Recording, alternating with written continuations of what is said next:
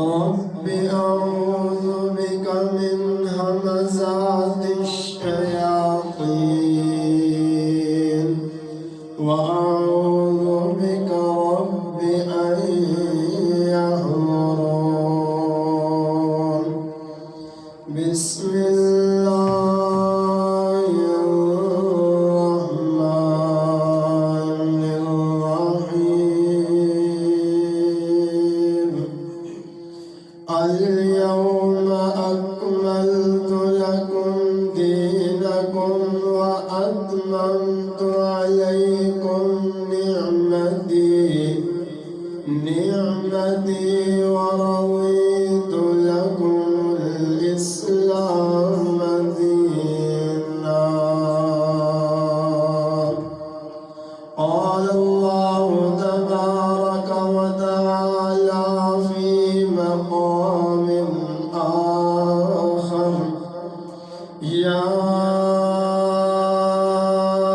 أيها الناس إنا خلقناكم من ذكر وأنثى وجعلنا لكم شعوبا وقبائل لتعارفوا إن أكرمكم عند الله أتقاكم. سبحان ربك رب العزة عما يصفون وسلام على المرسلين والحمد لله رب العالمين.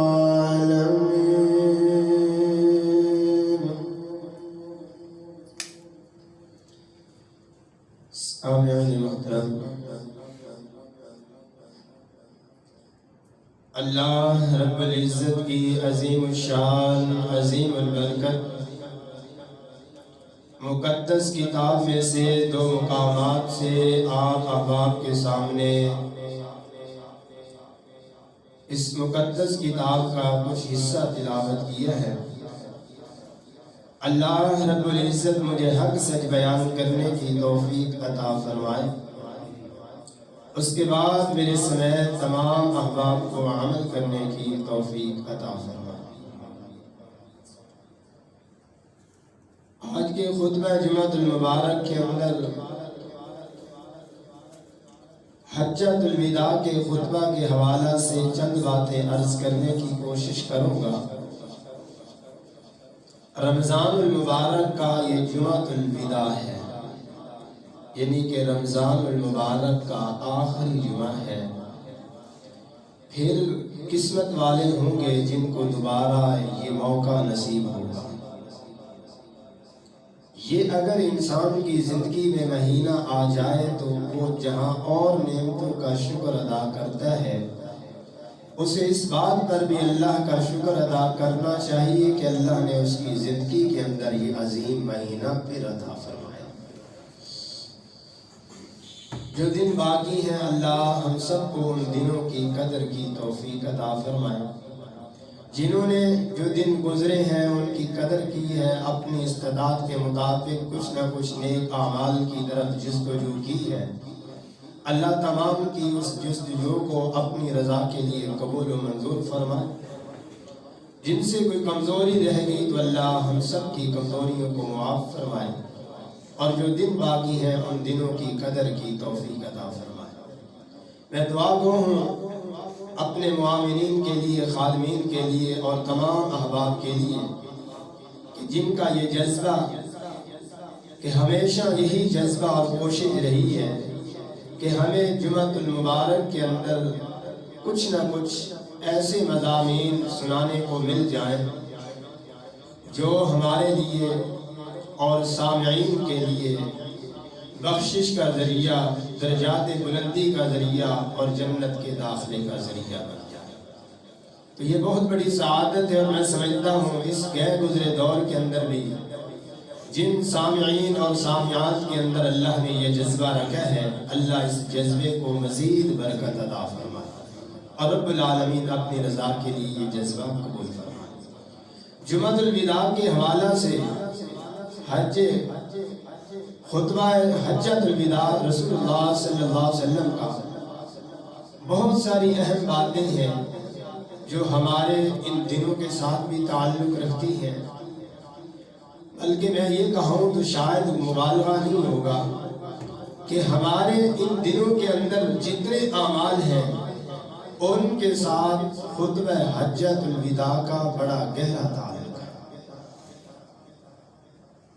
اس کی وجہ یہ ہے کہ اعمال تو ہر انسان کرتا ہی کرتا ہے، لیکن یہ فکر کرنی ہے کہ پیغمبر الصلاۃ والسلام نے اس دنیا کو چھوڑنے سے قبل جہاں پہ اسلام مکمل ہوا اس وقت آپ نے امت کی کون کون سی رہنمائی کی اور کیا ذمہ داریاں تھیں جو امت کو سونپ دی۔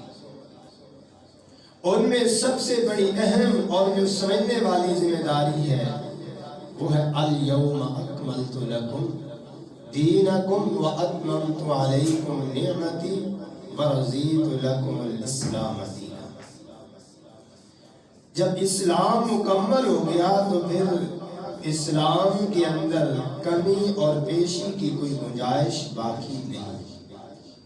اب ہر انسان پابند ہو گیا ہے، وہ نیکی کرنے کے لیے جب بھی قدم بڑھائے گا تو وہ شریعت کی طرف دیکھے گا کہ میں یہ عمل کرنے جا رہا ہوں، شریعت مجھے اجازت فراہم کرتی ہے یا نہیں۔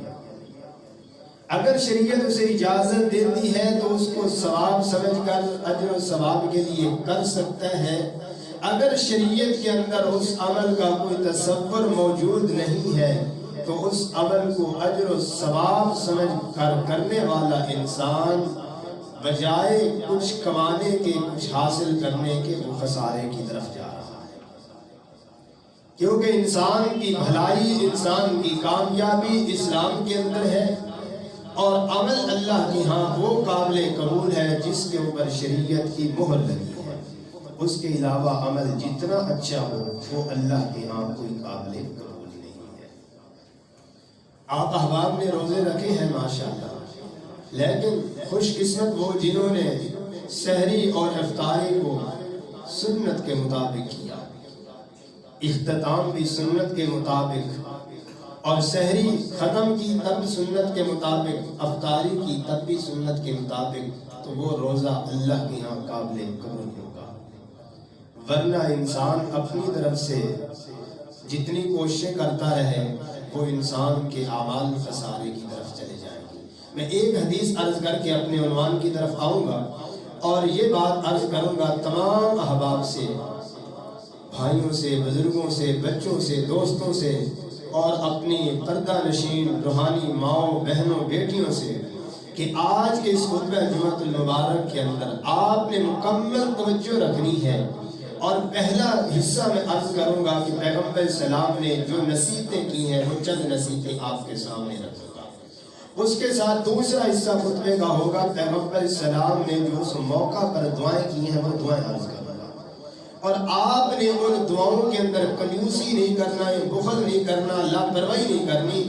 جب بھی وہ دعا مکمل ہو آمین ضرور کہنا ہے۔ اور مجھے یقین ہے کہ جس مالک و خالق نے جس طرح اس میدان کے اندر اپنے محبوب پیغمبر جناب محمد رسول اللہ صلی اللہ علیہ وسلم کی دعاؤں کو قبول کیا ہے، میری زبان سے نکلے کوئی الفاظ جو پیغمبر السلام نے رب کے سامنے التجا کی، آپ احباب نے آمین کہی، انشاءاللہ پر امید ہوں کہ اللہ ان دعاؤں کا ثمر ضرور عطا فرمائے۔ ایک دعا ہے میں کرتا ہوں، ایک دعا ہے آپ کرتے ہیں، ایک دعا ہے وقت کا محدث کرتا ہے، اور یہ وہ دعائیں ہیں جس کو آمنہ کے لاہ علیہ السلام نے کیا ہے۔ اور پھر میری اور آپ کی دعا کے اندر شک ہو سکتا ہے، قبولیت کے اندر بھی تاخیر ہو سکتی ہے، اور یہ جو دعائیں عرض کرنے لگا ہوں اللہ نے ان کا پیغمبر کے اوپر وحی کے ذریعے یہ بھی اعلان کر دیا کہ میں نے ان کو قبول بھی فرما لیا ہے۔ اب جب یہ دعائیں قبول ہوئی تو سیدنا عمر رضی اللہ تعالیٰ آگے بڑھ کر سوال کرتے ہیں کہ اللہ کے رسول صلی اللہ علیہ وسلم یہ سعادت صرف آج میدان عرفات والوں کے لیے ہے؟ کیا یہ سعادت صرف آج میدان عرفات والوں کے لیے ہے یا اس کے علاوہ بھی کسی کو فائدہ ہوگا؟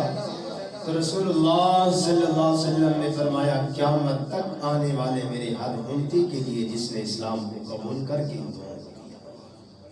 تو آئیے ان سعادت والی گھڑیوں کو غنیمت جانیے اور ان دعاؤں کو بھی غنیمت جانیے اور یہ سعادت کی گھڑی ہے، اس سے فائدہ اٹھائیے۔ ایک حدیث عرض کرنے لگا تھا جو بات سمجھانا مقصد تھی کہ سحری افطاری جو دن بچے ہوئے ہیں ان کو سنت کے مطابق لائیے۔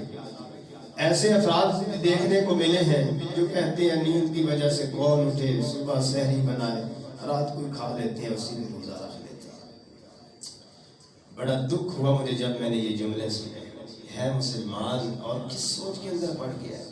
پیغمبر السلام نے فرمایا سحری کے اندر اللہ نے برکت رکھی ہے، تم کچھ نہیں تو پانی کے چند گھونٹ پی لو، کھجور کھا لو، فرمایا بہترین تمہاری سحری کھجور ہے، یعنی کہ انسان کی صحت نصاب ہے، کچھ نہیں کھا سکتا، کچھ ہلکا پھلکا ایک آدھا لقمہ منہ کے اندر ڈالے، اللہ اس کے اندر بھی برکت دے۔ تو امام الانبیاء جناب محمد رسول اللہ صلی اللہ علیہ وسلم کو اللہ نے یہ کامیابی سے ہمکنار کیا۔ آپ نے فتح مکہ کے موقع پر آپ احباب فتح مکہ کے حوالہ سے چند باتیں سماعت کر چکے، میں ایک حدیث عرض کر کے بات کو آگے بڑھاؤں گا۔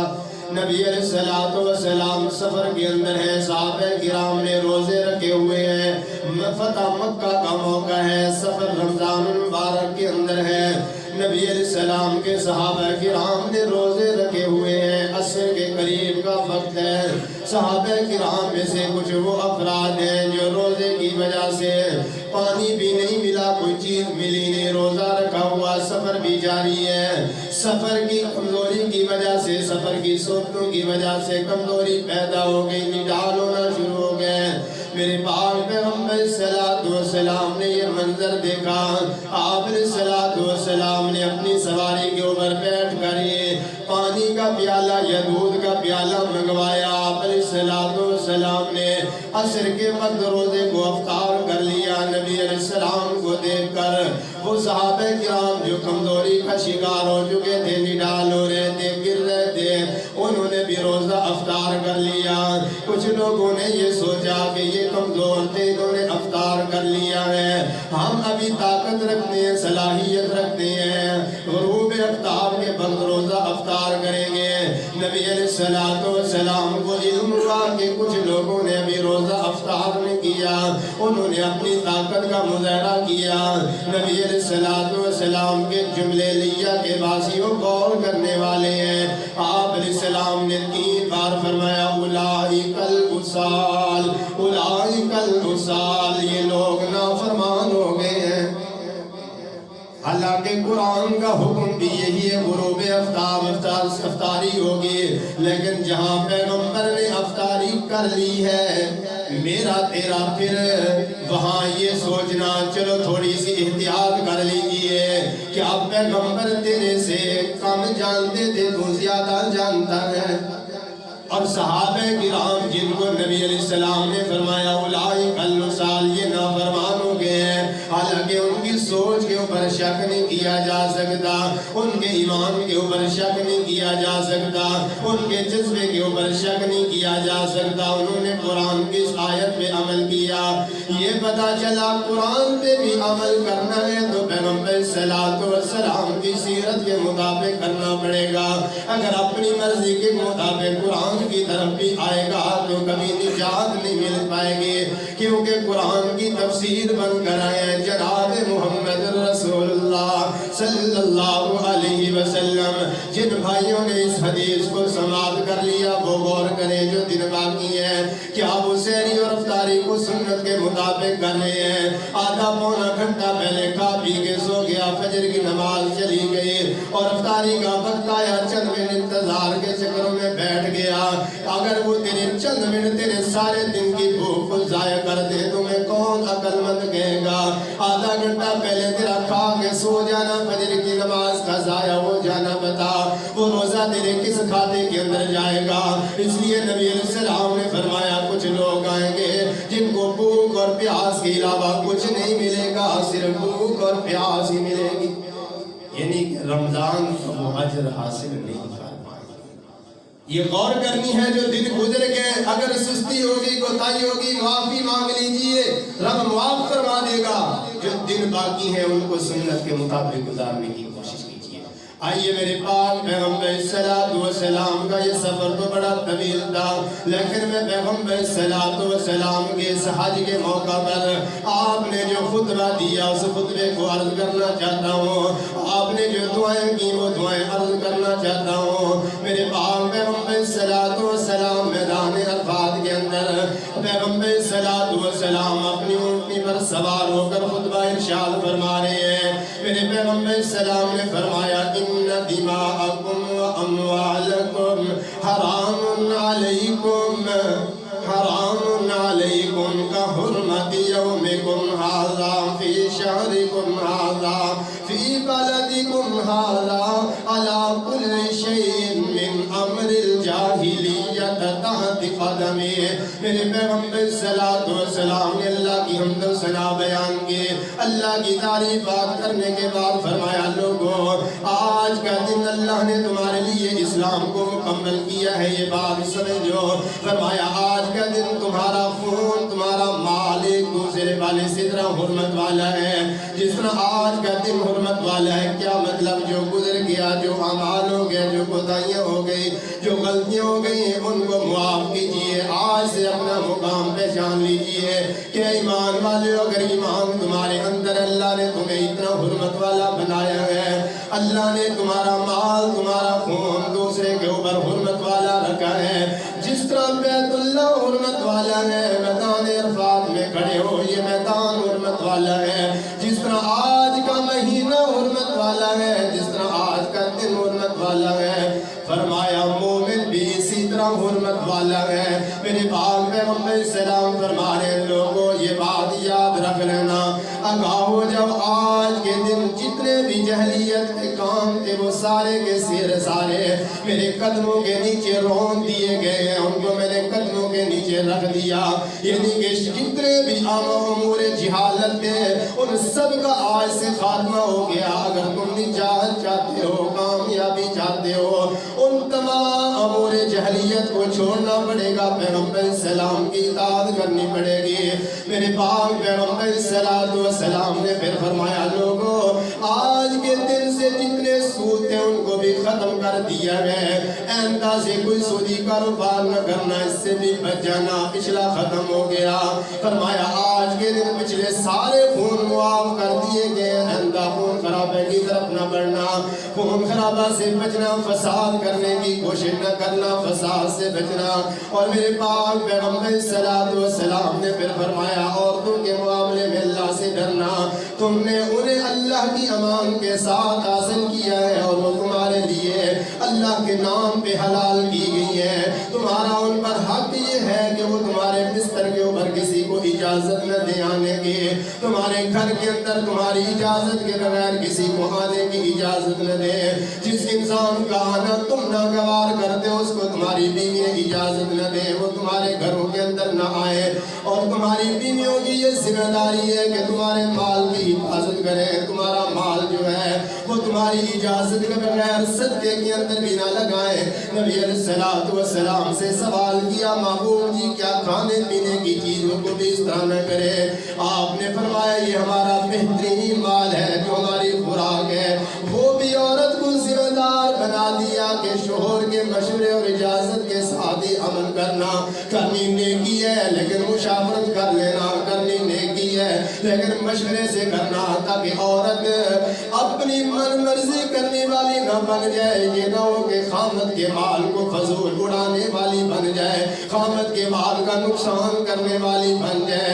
اس لیے اللہ کے راستے میں خرچ کرنے کے لیے بھی پابند کیا کہ اس سے مشورہ کر لینا، اس کی مشاورت کے ساتھ اللہ کے راستے میں بھی خرچ کرنا۔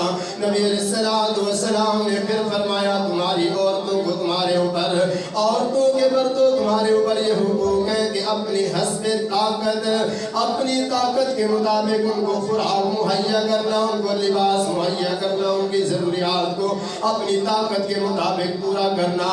اگر تمہارے بستر پر کسی غیر کو وہ لائے تو تم اس کو سزا دے سکتے ہو، لیکن ایسی سزا نہ دینا جس سے ہڈیاں وغیرہ ٹوٹ جائے، نقصان ہو جائے۔ فرمایا ہلکی پھلکی سزا دے سکتے ہو، اگر وہ تمہاری اجازت کے بغیر کوئی ایسا قدم اٹھا لے اور گناہ کی طرف جائے تو پھر ان کو سزا دے سکتے ہو۔ اگر کوئی ایسا عمل کرتی ہے تو شریعت نے رہنمائی کر دی کہ اس سے بولنا بند کر دیجئے، اگر اس سے بھی وہ نصیحت نہیں حاصل کرتی بستر دور کر دیجئے۔ اور آپ نے پھر ساتھ فرمایا کہ اس سے ناراضگی کرتے ہوئے اپنے گھر سے نہ نکالیے، اپنے گھر کے اندر رہ کر اپنا بستر الگ کیجئے۔ اس کو اگر نصیحت دینی ہے، اس کو سمجھ دینی ہے تو اپنے گھر کے اندر رکھ کر، اور پھر عورت کو پابند کر دیا کہ اگر تیرا شوہر غصے کے اندر کسی ایسے معاملات کی طرف بڑھے تو گھر سے باہر نہیں جانا، اپنے گھر کے اندر اس کمرے کے اندر اپنے آپ کو بنا سنوار کر رکھنا جہاں سے وہ گزرتا ہے، تاکہ تیرے اوپر اس کی نظریں پڑے، اس کے دل کے اندر نرمی پیدا ہو جائے۔ یعنی کہ حسن گھر کے اندر رہ کر اپنا بنا سکتی ہے، باہر نہیں، تاکہ گھر کے اندر حسن جب عورت اپنا بنائے گی تو وہ مرد باہر کی طرف کبھی نہیں دیکھے گا، اپنے گھر کی طرف بھی دیکھے گا۔ میرے پاک پیغمبر صلی اللہ علیہ وسلم نے یہ ذمہ داریاں دی اور پھر فرمایا لوگوں یہ بتاؤ میں نے تم تک اللہ کا پیغام پہنچا دیا یا نہیں پہنچا دیا؟ صحابہ کرام رضوان اللہ علیہم اجمعین فرماتے ہیں معبود جی نشہدک انک قد بلغتا، ہم اس بات کی گواہی دیتے ہیں کہ آپ نے تبلیغ کا حق ادا کر دیا ہے۔ نبی علیہ الصلوۃ والسلام نے یہ بات سنی، دعا فرما رہے ہیں اللہم اشہد اللہم اشہد اللہم اشہد۔ آپ نے اس طرح آسمان کی طرف شہادت والی انگلی کو بلند کیا اور فرمایا اللہ تو گواہ ہو جا کہ میں نے ان لوگوں کو تیرا پیغام پہنچا دیا ہے۔ دین کی اب کوئی بات ایسی نہیں جس کی ان کو عمل کی ضرورت ہے اور میں نے ان کو نہ بتائی ہو۔ پھر آپ علیہ السلام نے فرمایا لوگوں تم غور کرو کہ میں نے ہر وہ بات تمہیں بتا دی ہے جو تمہیں اللہ کے قریب کر دے، جہنم سے دور کر دے۔ پھر فرمایا میں نے ہر وہ بات بھی بتا دی ہے جو تمہیں اللہ سے دور کر کے جہنم کے قریب کر دے۔ کیا مطلب؟ تمہارے خسارے والے اعمال بھی بتا دیے، تمہاری بھلائی والے اعمال بھی بتا دیے، ہر وہ عمل بتا دیا جو تمہیں جنت کے اندر لے جائے گا، ہر وہ عمل بتا دیا جس کے بچنے سے تم جہنم سے بچ جاؤ گے۔ میرے پاک پیغمبر صلی اللہ علیہ وسلم کے اگلے الفاظ ذرا سننا۔ نبی علیہ السلام نے پھر اللہ کی تعلیم کی، اس کے بعد فرمایا لوگوں اللہ نے حقداروں کے اب ان کو حق دے دیے ہیں، اب کسی وارث کو وصیت کرنے کی ضرورت نہیں ہے، کیونکہ شریعت نے وصیت کے وراثت کے قانون دے دیے ہیں۔ جب قانون آ جائے اب وصیت کی ضرورت نہیں رہی، اب شریعت نے وراثت تقسیم کر دی ہے۔ شریعت کی وراثت جو انسان کو ملی ہے اس کے مطابق وہ اپنی وراثت تقسیم کرے۔ اور پھر پاک پیغمبر صلی اللہ علیہ وسلم نے فرمایا کہ لوگوں ظلم سے بچتے رہنا، اپنی اولاد کے اندر بھی انصاف کرنا، اپنی اولاد میں بھی کبھی نہ انصافی نہ کرنا کہ ایک اولاد کو زیادہ چیز دی دوسری کو کم دی، کل قیامت والے دن جواب دینا پڑے گا۔ آج زندگی میں جائیداد اگر اولادوں کو دے رہا ہے تو جتنی بیٹے کو دے گا اتنی بیٹی کو دینی ہے۔ فرمایا ظلم سے بچنا، انصاف کرنا، اگر انصاف نہیں کرو گے کل قیامت والے دن کی سختیاں بہت سخت ہیں۔ اور پاک پیغمبر صلی اللہ علیہ وسلم نے فرمایا لوگوں یہ بات یاد رکھنا، اگر کوئی چیز ادھار تم سے لے جائے تو وہ چیز اس کو ضرور واپس کرنا۔ دودھ والا جانور عرب کے اندر دستور تھا کہ دو جانور ہیں تو ایک کسی کو دودھ کے لیے دے دینا، وہ دودھ استعمال کرے گا، اس کو چارہ بھی ڈالے گا۔ فرمایا کہ دودھ والا جانور بھی واپس کر دینا جب دودھ استعمال کر لو۔ اگر کسی کا کسی کے اوپر قرض ہو تو فرمایا وہ قرض بھی واپس کرنے کی کوشش کرنا، اس کے اندر بھی سستی نہ کرنا۔ اور اگر کسی کی ضمانت اٹھا لو تو چٹی بھی ادا کرنی پڑے گی۔ اول ضمانت نہ اٹھانا، کسی ضمانت نہ دینا، اگر ضمانت دے دو تو چٹی دینی پڑے گی. یہ بات سوچنا اس نے نہیں دی ہے. ضامن تو تب تیری ذمہ داری ہے. اگر ضمانت سے پھرے گا قیامت کو پوچھو گی. وہ تو اب بری ہو گیا, آزاد ہو گیا ہے. اس قرض کی سزا تمہیں اٹھانی پڑے گی کیونکہ تو ضامن تھا. فرمایا ضمانت اگر اٹھائی ہو تو قرض بھی واپس کر دینا. پھر نبی علیہ السلام نے فرمایا کہ لوگوں اللہ کے راستے کے اندر صدقہ بھی کرتے رہنا, کیونکہ تم اگر آدھی کھجور بھی تمہیں صدقہ کرنی پڑے تو خود کو جہنم سے آزاد کر لینا کہ صدقہ تمہارے لیے ڈھال ہے, جہنم سے آزادی کا بچنے کا ذریعہ ہے. میرے پاک پیغمبر صلی اللہ علیہ وسلم نے صدقے کی نصیحت کی اور پھر فرمایا لوگوں میرے تم تک جو پیغام پہنچایا ہے اس پیغام کو آگے لوگوں تک بھی پہنچا دینا. آج جو یہاں اس میدان میں موجود نہیں ہے ان لوگوں تک بھی اس پیغام کو پہنچا دینا. اور اس کے بعد فرمایا لوگوں یا ایھا الناس اتقوا اللہ واسمعوا واطیعوا. فرمایا لوگوں اللہ سے ڈر جو سنو میری اطاعت کرو. فرمایا کہ اگر تمہارے ماتحت کوئی غلام ہے, کوئی کام کرنے والے ملازم ہیں, ان کا خیال رکھنا, ان پہ نا انصافی نہ کرنا, ان پہ ظلم نہ کرنا. اور فرمایا کہ جو تمہارے غلام ہیں جو تم کھاؤ جو پیو وہ انہیں کھلانا وہی پلانا. جو چیز تم خود پسند کرو وہ ان کے لیے پسند کرنا. اور غلام کی طرف سے صدقہ کرنا بھی مالک کی ذمہ داری ہے. غلام کی طرف سے صدقہ فطر ادا کرنا بھی مالک کی ذمہ داری ہے, غلام کی نہیں ہے. غلام کی فرمایا ان کے حقوق کا خیال کرنا. پھر فرمایا اگر ان سے کوئی غلطی ہو جائے, کوئی کوتاہی ہو جائے, کوئی گناہ سرزد ہو جائے اور تم ان کے گناہ کو معاف نہیں کرنا چاہتے, ان کے گناہوں کو معاف نہیں کرتے تو ان کو سزا نہ دینا, ان کو آگے فروخت کر دینا, سزا سے بچا لینا. میرے پاک پیغمبر صلی اللہ علیہ وسلم نصیحتیں فرما رہے, بڑا طویل خطبہ دیا. پھر فرمایا فاعقلوا ایھا الناس واسمعوا قولی فإنی قد بلغت وترکت فیکم ما ان استعصمتم به فلن تضلوا ابدا کتاب اللہ وسنت نبی. فرمایا اے لوگو, اے عقل والو, شعور والو, عقل سے کام لینا, شعور سے کام لینا اور میری بات سنو. بے شک میں نے ساری بات تم تک پہنچا دی اور تم میں دو ایسی چیزیں چھوڑ کر جا رہا ہوں. فلن تضلوا ابدا, اگر تم ان کو تھام لو گے تو کبھی گمراہ نہیں ہو سکتے. کتاب اللہ و سنت نبی. فرمایا میں تمہارے اندر اللہ کی کتاب چھوڑ کر جا رہا ہوں اور پیغمبر اسلام فرما رہے میں اپنی سنت تمہارے اندر چھوڑ کر جا رہا ہوں. پھر فرمایا لَتَعَلَّمُنَّ أَنَّ كُلَّ مُسْلِمٍ أَخُو الْمُسْلِمِ وَأَنَّ الْمُسْلِمِينَ إِخْوَةٌ. فرمایا لوگو اچھی طرح جان لو ہر مسلمان دوسرے مسلمان کا بھائی ہے اور مسلمان بھائی بھائی ہے. فرمایا مسلمان نہ اپنے بھائی کے اوپر ظلم کرتا ہے, نہ ظالم کے اس کے سپرد کرتا ہے. نبی علیہ السلام حقوق بھی بتا رہے ہیں, احساس بھی دلا رہے ہیں. اور میرے پاک پیغمبر صلی اللہ علیہ وسلم نے فرمایا لوگو آج کے دن کو سامنے رکھ لو.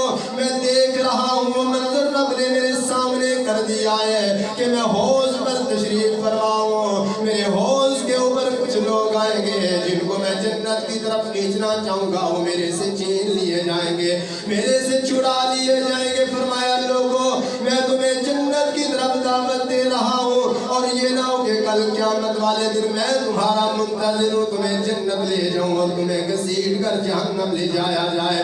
کہا اللہ کے رسول صلی اللہ علیہ وسلم اس کی کیا حکمت ہے؟ فرمایا اس کی حکمت یہ ہے کہ میرے بعد تم قتل و غارت کے اندر طرف نہ بڑھنا اور میرے بعد تم دین کے اندر اپنی مرضی نہ چلانا, کیونکہ آج دین مکمل ہو چکا ہے. الیوم اکملت لکم دینکم واتممت علیکم نعمتی ورضیت لکم الاسلام دینا. نبی علیہ السلام فرما رہے ہیں لوگوں وہ منظر بھی میرے سامنے ہے کہ لوگ میرے پاس آئیں گے, میں اپنے حوض پر منتظر ہوں گا کہ میں لوگوں کو جام حوض کوثر کا پانی پلا لوں. فرمایا میں پانی پلا رہا ہوں, لوگ آئیں گے ان کے چہرے بھی چمک رہے ہیں, ہاتھ بھی چمک رہے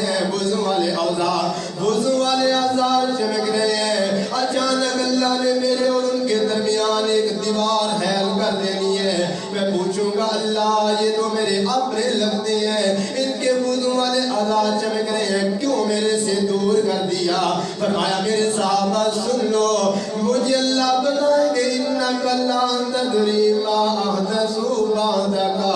महबूब जी आप नहीं जानते कि आपके बाद इन्होंने दीन के अंदर क्या क्या मर्जी नहीं चलाई। आपने फरमाया मैं फिर कहूँगा सुहकन सुहकन सुहकन लिमन गय्यर बादी। फरमाया मैं कहूँगा इनको मेरे से दूर कर दो, दफा कर दो, इनकी अब मेरे पास जगह नहीं है।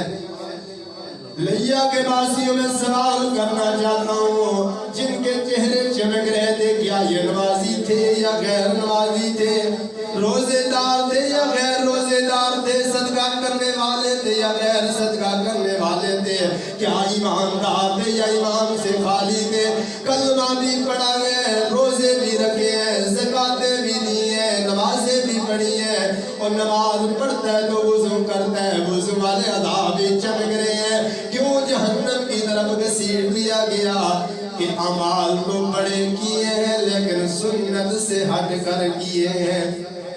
ये शायद भूल गया खुतबा हज्जतुल विदा को कि इस्लाम मुकम्मल हो चुका है, इस्लाम के अंदर अब कमी और पेशी की कोई गुंजाइश बाकी नहीं है। इस्लाम जब मुकम्मल हो गया अब मर्जी मेरी आपकी नहीं चलती, अब किसी बड़े की मर्जी भी नहीं चलती। जब मेरी और आपकी मर्जी नहीं चलती फिर हम मर्जी के अमाल क्यों करें? वो अमाल हमें खसारे की तरफ ले जाएंगे। कुरान कह रहा है आमिलतुन नासिबा तस्ला नारन हामिया। अल्लाह फरमा रहे हैं कि इबादत इतनी की है, अमाल इतने किए हैं कि अमाल कर कर के थके हुए होंगे। आमिलतुन नासिबा सूरतुल गाशिया है, फरमाया आमिलतुन नासिबा तस्ला नारन हामिया। अल्लाह फरमाते हैं अमाल कर कर थके होंगे, हम उठाकर आग के अंदर फेंक देंगे। मेरे अल्लाह को कसरत की जरूरत नहीं, अल्लाह ने देखना है जो नेकी की है मेरे पैगंबर की मोहर लगी है या नहीं। आज वक्त के आपका फैसला हो, अदालत के अंदर जज की मोहर न लगी हो, आपका फैसला काबिल कबूल नहीं, तो क्या मालिक ने जन्नत देनी है तो मेरी और आपकी मर्जी का किया हुआ अमल काबिल कबूल हो जाएगा? यही बातें समझनी है। खुतबा हज्जतुल विदा ने बहुत कुछ हमें समझाया कि सबसे बड़ी अहम बात यही समझाई कि अब ईमानदार हो तो अब एक दायरे के अंदर आ गए हो, इसके अंदर रहकर जिंदगी बसर करो। इसमें पैगंबर की इताअत इत्तिबा तुम पर फर्ज हो गई है। अब तुम्हारी मर्जी का कोई अमल अल्लाह के यहाँ काबिल कबूल नहीं होगा। मेरे पाक पैगंबर सल्लल्लाहु अलैहि वसल्लम ने इस खुतबा के ऊपर बात नसीहत फरमाई, समझाया, फरमाया लोगों फितनों से अपने आप को बचाने की कोशिश करना, और फिर फरमाया कि हर पैगंबर आया जिसने फितने दज्जाल से बचने की अपनी उम्मत को आगाह किया कि फितने दज्जाल से बचते रहना। मैं तुम्हें आगाह कर रहा हूँ कि फितने दज्जाल से बच जाना, उसके फितने से अल्लाह की हिफाजत के अंदर जाना, अल्लाह से हिफाजत मांगना कि अल्लाह व अऊज़ु बिका मिन फितनतिल मसीह दज्जाल। या अल्लाह कबूलियत का वक्त जुमातुल मुबारक, इस वक्त जितने तेरे बंदे बंदियां यहाँ तशरीफ फरमाए, अल्लाह ये तेरा गुनाहगार बंदा ये अर्ज करते हैं अल्लाह हम सबको फितने दज्जाल से महफूज फरमा ले। अल्लाह हमें दुनिया आखिरत के फितरों से महफूज फरमा ले। आइए मैंने चंद बातें पैगंबर सल्लल्लाहु अलैहि वसल्लम की खुतबा हज्जतुल विदा की आपके सामने रखी हैं। आगे चलते हैं पैगंबर सल्लल्लाहु अलैहि वसल्लम ने इस मौका पर दुआएं बड़ी खूबसूरत की हैं और बहुत जामे दुआएं की हैं। शायद मैं समझता हूँ इस दौर की दुआएं भी आ गई थी, ताकि क़यामत जिन चीज़ों की ज़रूरत थी दुआएं वो भी आ गई हैं। आपने अल्लाह की तारीफ से किया है।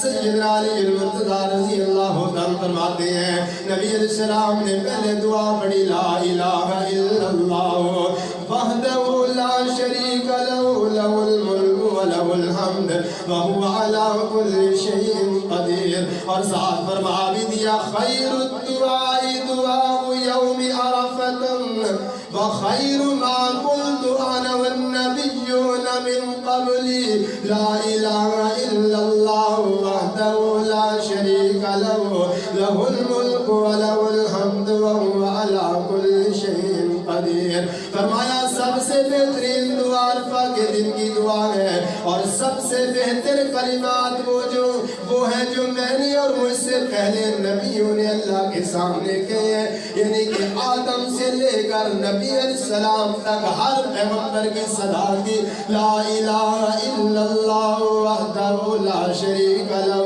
لہ الملک ولہ الحمد وہو علی کل شیء قدیر۔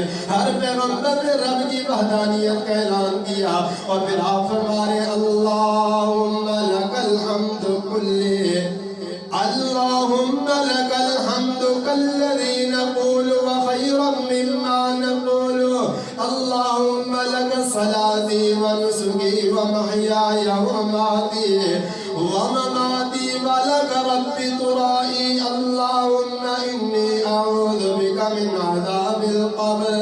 سیدنا علی المرتضیٰ رضی اللہ تعالیٰ نبی علیہ السلام کی اس میدان کے اندر دعائیں جو نقل کی ہیں، آئیے میں کوشش کروں گا کہ ان دعاؤں کا اختصار سے کچھ ترجمہ عرض کر لو تاکہ آپ کو بھی سمجھ آ جائے کہ دعائیں کتنی جامع تھی۔ آپ فرما رہے اللہ تمام تعریفیں تیرے لیے ہیں، جس انداز سے بھی ہم تیری تعریف کرتے ہیں، بلکہ ہم جس طرح کہتے ہیں تیری حمد و ثنا اس سے بھی بہتر ہے، ہم تیری حمد و ثنا کا حق نہیں ادا کر سکے۔ اللہ ہمیں جتنے سمجھ آتی تھی جو کہہ سکتے تھے ہم نے کہہ دیا، لیکن تیری ثنا بھی بہتر ہے، تیری ذات بھی بہتر ہے، ہم نے تیری ثنا کا حق ادا نہیں کیا۔ اللہ میری نماز، میری قربانی، میری زندگی، میری موت اللہ تیرے لیے ہے۔ اللہ میری واپسی بھی تیری طرف ایک دن آنے والا، تیری عدالت میں پیش ہونا ہے۔ اللہ مجھے اقرار ہے میں اس چیز میں آمادہ ہوں اور منتظر ہوں کہ کب وہ وقت آئے گا میرے اللہ میں تیری ملاقات کروں گا۔ میرے بھائیو آج ذہن کے اندر بٹھا لیجیے اللہ کی ملاقات کے لیے تیار ہو جائیے۔ اگر عملوں میں کمزوری یقین پکا ہے، منتظر اللہ التجا کرتا ہے اللہ مال تو ایسے نہیں پر میرے اللہ میں تیری ملاقات کے لیے منتظر ہوں، اللہ میں تیری ملاقات کی انتظار میں ہوں۔ اللہ فرماتے ہیں اگر تو میری ملاقات کے لیے تیار تھا تو میں اپنی رحمت سے تمہیں ملاقات نصیب فرما دوں گا، کیونکہ رب کا وعدہ جو رب کی ملاقات کو پسند کرتے ہیں اللہ ان کے ساتھ ملاقات کو پسند فرماتا ہے، جو فرمایا ملاقات سے دور ہونے کی کوشش کرتے ہیں اللہ فرماتے ہیں تمہیں ضرورت نہیں، جا مجھے بھی ضرورت نہیں ہے، کیونکہ تمہیں ضرورت نہیں، میں اللہ کو بھی پھر تیرے سے ملنے کی کوئی ضرورت نہیں ہے۔ جب ضرورت ہو انسان کو شوق رکھے کہ چاہتے ہوئے بھی جانا ہے نہ چاہتے ہوئے بھی جانا ہے، تو پھر سعادت اسی میں ہے کہ چاہت پیدا کر لیجیے اللہ میں اپنی ملاقات نصیب فرما۔ نبی علیہ السلام نے پھر آگے دعا کی فرمایا اللہم انی اسألکا من خیر ما تجیء بہ الریاح واعوذ بک من شر ما تجیء بہ الریاح۔ اللہ میں تجھ سے ان بھلائیوں کا سوال کرتا ہوں جو ہوائیں لاتی ہیں، اللہ وہ بھلائیاں نصیب فرما جو ہواؤں کے ذریعے پھیل رہی ہے۔ اللہ میں ہر اس شر سے پناہ چاہتا ہوں جو ہواؤں کے اندر شر پھیلتے ہیں۔ اتنی جامع خوبصورت دعا ہے کہ مالک جو ہواؤں میں بھلائیاں ہیں ہمیں نصیب فرما، جو ہواؤں کے اندر شر ہے اللہ ان شر سے ہماری حفاظت فرما۔ اور آپ نے آگے دعا کی لا الہ الا اللہ وحدہ لا شریک لہ لہ الملک ولہ الحمد یحیی ویمیت بیدہ الخیر وہو علی کل شیء قدیر۔ اللہم اجعل لی فی سمعی نورا وفی بصری نورا وفی قلبی نورا، اللہم اشرح لی صدری ویسر لی امری واعوذ بک من وسواس فی الصدور اللہم انی اعوذ بک من شر ما یلج فی اللیل ومن شر ما یلج فی النہار وشر ما تحب الریاء وشر بواسط الدہر الدہر. نبی علیہ السلام فرما رہے لوگوں پہلے اللہ کی تعریف کی. اللہ کے علاوہ کوئی معبود نہیں, وہ اکیلا, اس کا کوئی شریک نہیں. بادشاہی بھی اسی کی ہے, حمد و ثنا بھی اسی کی ہے. وہ زندہ کرتا ہے اور موت بھی دیتا ہے. بھلائیاں بھی اللہ کے ہاتھ میں ہے. بیادی الخیر, تمام بھلائیوں کا خزانہ میرے اللہ کے ہاتھ میں آئے. مانگیے. بھئی مایوس تو وہ ہو جس کو پتا ہو کہ آگے والے کے پاس خزانے نہیں ہیں, اور دنیا مل جائے میرے رب کے خزانوں میں کمی نہیں آتی. مانگنے والے بن جائیے. آپ فرمانے اللہ تیرے ہاتھوں میں بھلائی, اور تو قادر بھی ہے بھلائی دینے پہ, تیرے آگے مشکل بھی کوئی نہیں. اللہ میرے کانوں کے اندر روشنی بھر دے, میری آنکھوں میں روشنی بھر دے, میرے دل میں روشنی بھر دے, میرا سینہ کھول دے, میرے معاملات آسان کر دے. اللہ میرے دل کے اندر جو وسوسے پیدا ہوتے ہیں, معاملات بگڑتے ہیں, اللہ میں تیری پناہ کے اندر آتا ہوں. اللہ میں تیری پناہ میں آتا ہوں اس چیز کی برائی سے جو رات کھینچ لاتی ہے. ہواؤں کے اندر جو شر اس کی پناہ مانگی, رات میں جو شر اس کی پناہ مانگی. ہواؤں کے اندر جو بھلائی اس بھلائی کا سوال کیا, رات میں جو بھلائی اس بھلائی کا سوال کیا. پھر فرمایا اللہ جو دن بھلائی لاتا ہے, اللہ وہ بھلائیاں بھی مجھے نصیب فرما. جو اس کے اندر کوئی شر آئے تو اس شر سے مجھے محفوظ فرما. اور آگے فرمایا وَمِن شَرِّ بِبَاسِقِ الدَّهْرِ, اللہ دنیا کی ساری آفتوں سے میں تیری پناہ میں آتا ہوں. بتائیے اس کے اندر آفت کرونا بھی آتی ہے کہ نہیں؟ ہر آفت آ جاتی ہے. مانگی اپنے اللہ سے. رات پھر قدر والی آنے والی, تاک راتیں آنے والی ہیں. دو گزر گئی, تین باقی ہیں, سستی چھوڑ دیجئے. مانگیے مانگیے, سوال کیجئے. اللہ اس گناہگار نے جتنے وہ دعاؤں کے الفاظ پڑھے جو تیرے پیغمبر السلام نے دعائیں کی, اللہ اس وقت جتنے بھی مرد عورتیں آمین کہنے والے ہیں سب کو بھلائیاں نصیب فرما. یا اللہ ہر اس شر سے محفوظ فرما جس شر سے پیغمبر پناہ مانگتے گئے.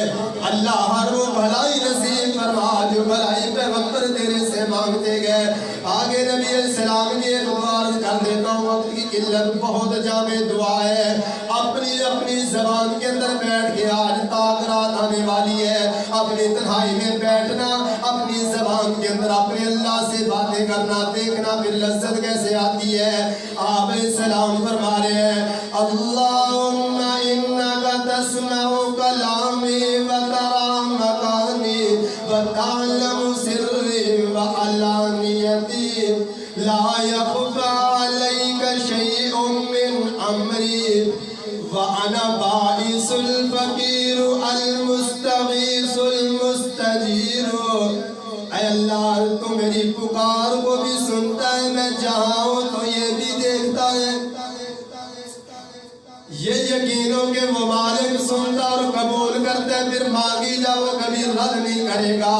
اور دعا کتنی خوبصورت کہہ رہے ہیں, یہ تعریف بھی ہے, رب کی توحید بھی ہے کہ اللہ تو میری صدا کو بھی سنتا ہے, میں جہاں بیٹھا ہوں تو دیکھتا بھی ہے, میرے خفیہ کو بھی جانتا ہے, میرے ظاہر کو بھی جانتا ہے. اللہ میرے خفیہ امور کو بھی تو جانتا ہے, میرے ظاہر امور کو بھی جانتا ہے. اللہ میرا کوئی معاملہ تیرے سے چھپا ہوا نہیں. میری زندگی کا کوئی پہلو, وہ خوشی میں ہو, وہ غمی میں ہو, وہ رات کا ہو, وہ دن کا ہو, وہ جلوت کا ہو, وہ خلوت کا ہو, میرے اللہ تیرے سے چھپا ہوا. کبھی کسی کی زندگی کا کوئی پہلو وہ کہے اللہ سے چھپا ہوا ہے. میرے مالک سے کوئی چیز چھپی ہوئی نہیں ہے. یقین آ جائے, عقیدہ توحید بن جائے, اور اس توحید کے ذریعہ سے جب مانگے گا مالک خالی نہیں موڑے گا. حج خطبۃ الوداع کے اندر جہاں نصیحتیں ہیں ان کے اندر سب سے زیادہ میرے پیغمبر کی دعاؤں کے اندر میرے اللہ کی وحدانیت ہے, میرے اللہ کے سامنے آہوزاری انکساری ہے. پیغمبر بتا رہے ہیں دنیا والوں دنیا چھوڑنے کی تیاریاں کر رہا ہوں, جاتے ہوئے تمہیں سمجھا رہا ہوں رب کے در کا محتاج ہوں. دنیا میں بھی رب سے میں نے مانگا ہے, عاجزی رب کے سامنے کی ہے. جب کل عدالت لگے گی تم سارے سوالی بن کر آؤ گے تو تمہارے لیے تب بھی سفارش کروں گا تو رب کے سامنے سر سجدے میں رکھ کر رب سے مانگوں گا۔ اللہ دکھا رہے ہیں دنیا میں پیغمبر اللہ سے مانگتے آئے، آج محشر کا دن ہے تب بھی اللہ سے سوال کیے جا رہا ہے۔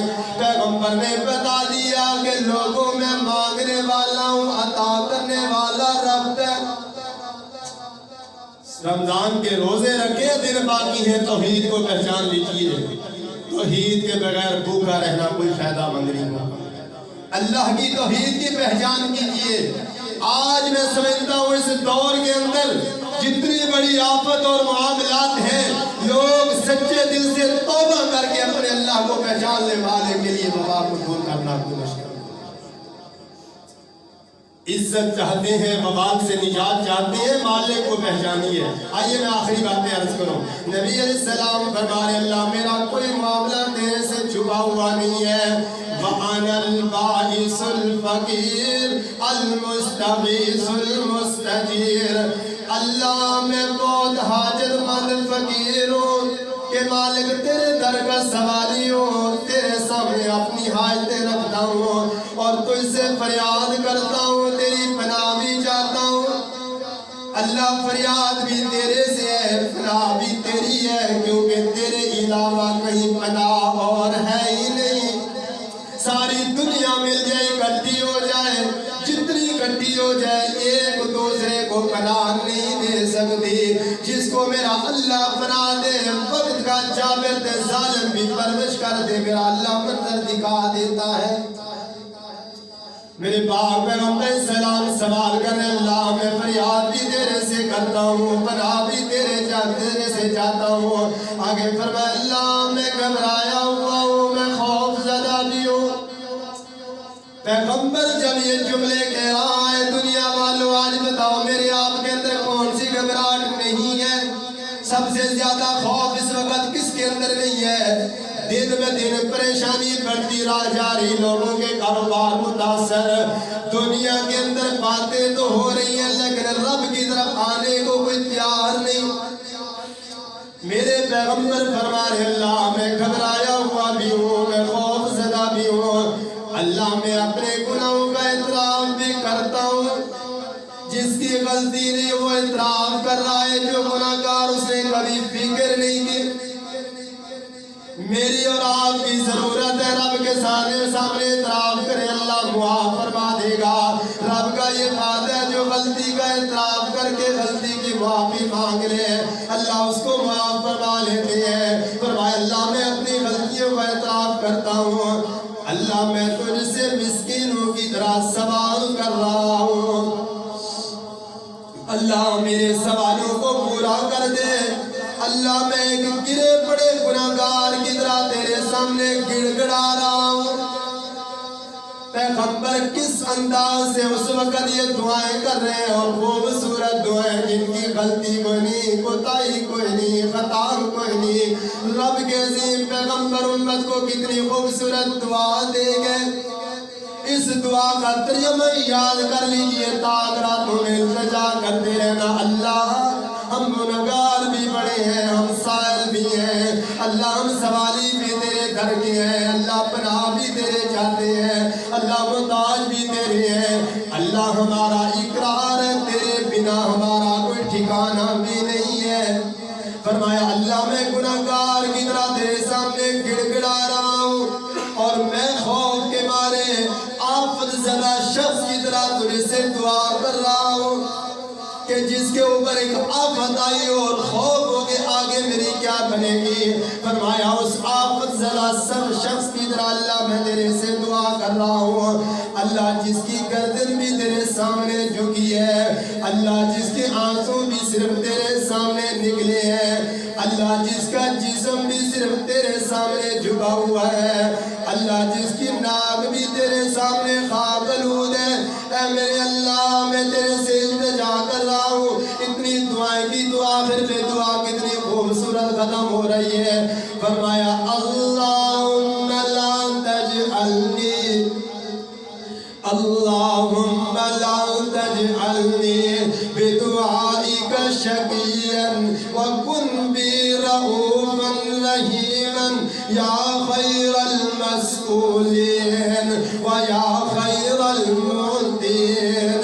میرے پیغمبر فرما رہے اللہ میرے رب تجھ سے دعا کرنے کے باوجود کہیں تو مجھے دعا سے محروم نہ کر دینا. اللہم لا تجعلنی، کیا مطلب میرے اللہ میری کوئی دعا رد نہ ہوئے، میری دعاؤں کو قبول فرما لے. اللہ تیری تو ذات ہی رحیم ہے، تو بڑا رؤوف الرحیم ہے اور تیری ذات بڑی مہربان ہے. اللہ سب مانگنے والوں سے بہتر تو ہے کہ جن لوگوں سے سوال کیا جائے لوگوں سے، تو اللہ تیری وہ ذات ہے جس سے بہتر اور ہے ہی کوئی نہیں. اور عطا کرنے میں بھی میرے اللہ تیری ذات کی مثال ہی کوئی نہیں. اللہ کی کوئی مثال ہے عطا کرنے؟ ہم زندگی کی اپنی نعمتوں کو دیکھیں کتنی استعمال کی ہیں، میرے اللہ نے کتنی عطا کی ہے. اس کے اندر ایک ہی چیز ہے، پیغمبر کے علیہ السلام کے طریقے کی طرف ہم نے بڑھنا ہوگا اور رحمت کے دروازے عرش والے رب نے کھولنے ہیں. اللہ آخر پہ میں التجا کر رہا ہوں تیرے سامنے کہ جتنی دعائیں ہم نے اس وقت پیغمبر علیہ السلام کی نبوت والی زبان کے جو نکلے الفاظ عربی کے اندر پڑھے، اردو کے اندر ان کا ترجمہ کیا، اللہ ان تمام دعاؤں کو اس وقت کے جتنے سامعین سامعات موجود ہیں اللہ سب کے مقدر میں یہ تمام دعائیں آمین کہہ دو. خیر یہ کوئی نے کدھر چل اونچی آواز میں کہہ دو یا اللہ یہ تمام دعائیں ان تمام کے مقدروں کے اندر فرما دے. اللہ ہر طرح کی آفتوں سے ہم سب کو نجات عطا فرما. یا اللہ یہ پوری دنیا سے اس آفت سے ہم سب کو نجات عطا فرما. جس خطے پر بھی مسلمان مظلوم ہے اللہ تمام کی مدد فرما. یا اللہ جو ان میں سے مقروض بیٹھے ہیں قرضوں سے رہی عطا فرما. اللہ جو ان میں بیمار ہیں شفاء کاملہ عاجلہ عطا فرما. اللہ ان میں جو بے روزگار ہیں ان کو باعزت اچھا روزگار عطا فرما.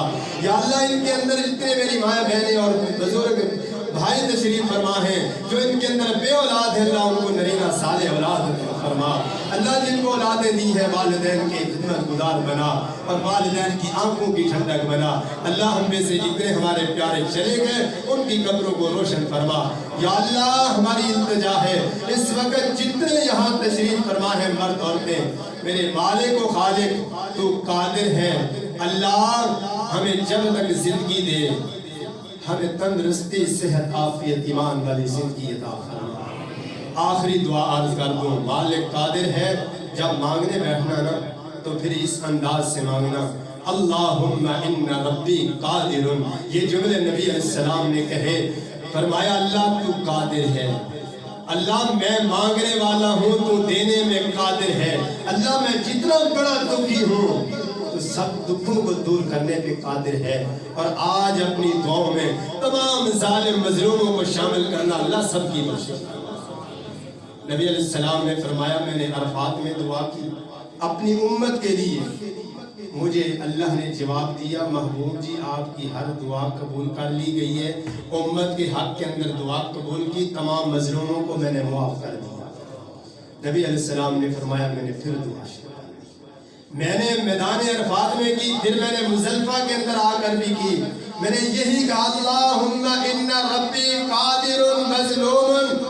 اللہ تو قادر ہے کہ مظلوم کو اس کی مظلومیت سے زیادہ اجر عطا کر دے. اللہ تو قادر ہے مظلوم کو بھی راضی کر دے، ظالم کو بھی معاف کر دے. اللہ تو قادر ہے، اللہ مجھے بھی معاف فرما. میرے سے کسی نے زیادتی کی اس کو بھی معاف فرما. میرے مالک ہمارے دلوں کو صاف فرما. اللہ ہمیں بغض کینہ یہ جتنی بھی بیماری ہیں ان تمام امراض سے اللہ ہماری حفاظت فرما، ہمارے دلوں کو طاہر بنے. فرمایا جب میں نے یہ کہا اللہ تو قادر ہے مظلوم کو اس کی مظلومیت سے بڑھ کر بدلہ دے دے، ظالم کو معاف فرما. فرمایا دوسری رات میرے اللہ نے مجھے جواب دیا محبوب جی میں نے مظلوم کو بھی معاف کیا، ظالم کو بھی. ایسے دعائیں کیجیے اللہ ضرور رحمت فرمائے گا. نبی علیہ السلام نے فرمایا میں نے پھر دیکھا کہ ابلیس اپنے سر کے اندر خاک ڈال رہا تھا کہ آج بلی کیا ہے کہ انہوں نے اپنے اللہ کو راضی کر لیا ہے اور میرے بھائیوں کس اللہ کو ہم راضی نہیں کر رہے ہیں. शैतान ने कसम उठाई, अल्लाह तेरी इज्जत की कसम, इनको गुनाह करूंगा, गुनाहों पे लगाऊंगा। मेरे अल्लाह ने 2 कसमें उठाई, फरमाया मुझे मेरी इज्जत की भी कसम, जलाल की भी कसम, अगर गुनाह करके आएगा सच्चे दिल से माफी मांगेगा, मैं भी मांगूंगा। आइए उस अल्लाह की तरफ, माफी मांगिए, सच्चे दिल से इल्तिजा कीजिए, अल्लाह ताला जरूर रहमत फरमाएगा। अल्लाह मेरी और आपकी हाजिरी को कबूल फरमाए, हमारा मिल बैठना रब्बुल आलमीन अपने रज़ा के लिए कबूल फरमाए। आखिर में 1-2 बातें हैं। एक तो इंशाअल्लाह ईद उल फित्र की नमाज 6:45 बजे MC हाई स्कूल में अदा की जाएगी इंशाअल्लाह। दूसरी बात है, फितराना के हवाला से ये हमारी जिम्मेदारी बनती है, हमारे ऊपर फरीज़ा है। अब्दुल्लाह बिन उमर रज़ी अल्लाह अन्हु फरमाते हैं, नबी अलैहिस्सलाम ने फरमाया हर आज़ाद गुलाम के ऊपर ये फ़र्ज है, और गुलाम का ये जो सदका होता है वो उसके मालिक ने अदा करना है, गुलाम ने नहीं अदा करना। जिसके पास वो रह रहा है, आपके पास कोई मुलाजिम रह रहे हैं, वो रहते हैं, आप उनकी परवरिश करते हैं, उनकी ज़रूरत पूरी करते हैं, वो आपकी ज़रूरियात का ख्याल रखते हैं, तो आपकी ज़िम्मेदारी बनती है कि उसके अंदर बढ़ चढ़ कर हिस्सा डालें। और इसके अंदर तकरीबन बाद में 125, बाद में 150 ये अंदाज़ा लगाया हुआ है। गंदम का रेट आप अहबाब के सामने है, लेकिन ये हदीस कभी ना भूलना। पैगंबर सलाम की ज़िंदगी के अंदर भी, सहाबे किराम की ज़िंदगियों के अंदर भी खजूर का भी फितराना दिया गया है, मुनक्का का भी दिया गया है, जौ का भी दिया गया है। हम खजूर क्या रमज़ान में इस्तेमाल नहीं करते, सिर्फ 100 पर आकर खड़े हो जाते हैं। अपनी ज़रूरियात भी देखें और उस मुस्तहिक की ज़रूरियात भी देखें। और नबी अलैहिस्सलाम ने फरमाया ये फितराना रोज़ेदार की लफ्ज़ों का कफ़ारा है, उसकी गलतियों का कफ़ारा है, और गुरबा की खुराक है, उनकी खुशी का मौका है। तो इस मौका पर कंजूसी नहीं करनी। और इस बात पर भी इत्तफाक है अहले इल्म का कि फितराना कम नहीं जाना चाहिए, कम जाएगा तो खसारा है। 4 पैसे ज्यादा चले जाए, कम ना जाए, कम जाएंगे खसारा होगा। और यही चीज सामने रखकर खुद फैसला करना है, कम से कम 150, पौने 200 तक होना चाहिए। 150 से तो ऊपर दे, नीचे ना आए, कोशिश करें, क्योंकि ये सारी नेमतें हमने इस्तेमाल की हैं। फ्रूट देख लो कितना महंगा हमने इस्तेमाल किया है अफ्तारियों के अंदर, खजूर इस्तेमाल की है। अच्छी से अच्छी अल्लाह की हर नेमत खाइए। हम शुक्र अदा करें कि मालिक ने बड़ी नेमतें हमें हटाने का मौका अदा फरमाया है, मालिक की बड़ी नेमतें हमने इस्तेमाल की हैं। उनका फिर शुक्र भी यही है कि जैसे खुशी से हमने जो अपने लिए पसंद किया वो दूसरे के लिए पसंद करें। अभी आप हदीस सुन चुके हो खुतबा हज्जतुल विदा की, जो तू अपने लिए पसंद करना है वही अपने मुलाजिमों के लिए, वही अपने गुलामों के लिए, वही आपके जो ज़रूरतमंद भाई हैं, आप कोशिश करें कि उनकी खुशी के मौका पर कम से कम उनकी खुशी पूरी होनी चाहिए, ऐसा इंतखाब करें। और तमाम अहबाब ने, काफ़ी दोस्तों ने, बुज़ुर्गों ने, माओं बहनों ने दुआओं की दरख्वास्तें की हैं। इंशाअल्लाह मैं कोशिश करूँगा नमाज के बाद दुआ करा दूँ, अल्लाह हमारी हाज़िरी को कबूल फरमाए। वक्त काफ़ी हो गया, इसकी माज़रत चाहता हूँ, क्योंकि ये वक्त ये हमारा है बड़ा कीमती, और अल्लाह ताला से दुआ है जितना कुछ अर्ज़ किया है अल्लाह इस पे अमल की तौफीक नसीब फरमाए। अक़ूलु क़ौली हाज़ा वल्हम्दुलिल्लाह।